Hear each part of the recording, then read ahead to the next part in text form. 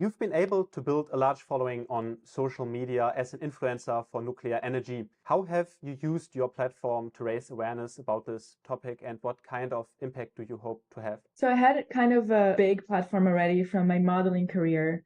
And I had an existential crisis of kinds, you can say, where I was questioning what I wanted to do with my life and what type of impact I wanted to have. And whenever I realized that nuclear power had to be a part of the solution to climate change, and a lot of people were not talking about it or still had so many misconceptions, I decided to use, my platform at the time to start advocating for nuclear.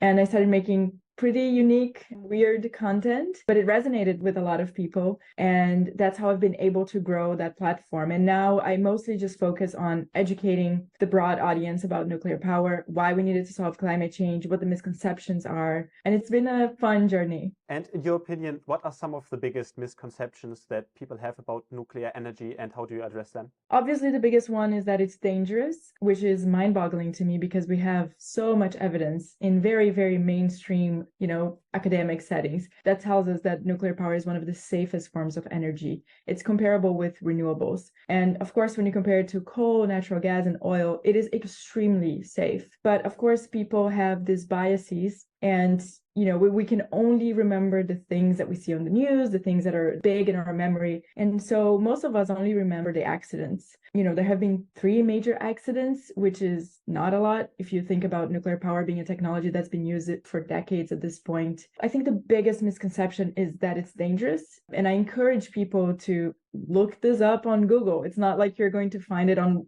a 10th page sketchy websites. This information is widely available. And at this point, it is amazing to me that people don't know it. And I think the second biggest misinformation is waste, or the idea that nuclear waste is specifically bad, that it's damaging our environment, when the reality could not be further from the truth. The nuclear waste is one of the safest forms of waste we produce as a society.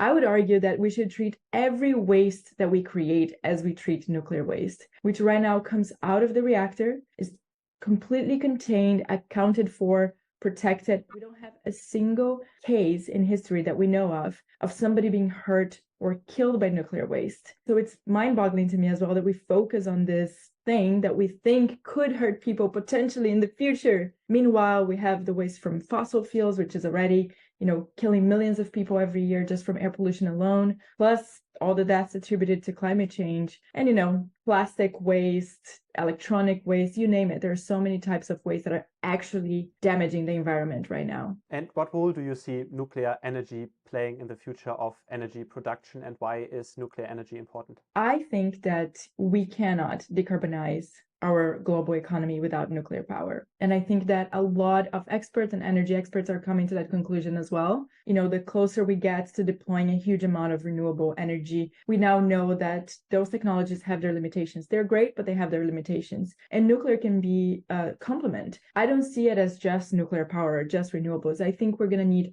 all the clean energy that we can get, because we have no historic precedent of a society just diminishing their energy consumption. I mean, we do, but it's a depression and it's not good. So I think we're going to keep increasing our use of energy. And for that reason, we're going to need more and more clean energy. And nuclear power has to be a part of it. It provides something that is very unique. It provides clean energy that works 24/7, independent of the weather. And I think that there is no future without nuclear power. And finally, what do you think about countries who shut down their nuclear power plants? I think that is the biggest mistake anybody can do at this point in human history. We know from examples in the United States, for example, Indian Point in New York just recently closed. Governors promised that it was going to be fully replaced by renewables. Of course, the next day it was fully replaced by natural gas, and the same happened in San Onofre in California. And of course, there's Germany. And Germany has been on a mission for, over a decade now to shut down a nuclear power plant. And we have so much data, again, that this was a mistake. There are some new calculations that came out recently by a researcher called Hannah Ritchie from Our World in Data. And she calculated that if Germany had deployed all the renewables that they did in the past few decades, but used those to replace coal instead of nuclear, they could have reduced their coal consumption by half. So this is a huge mistake. Obviously, we know that coal is the deadliest of all energy forms.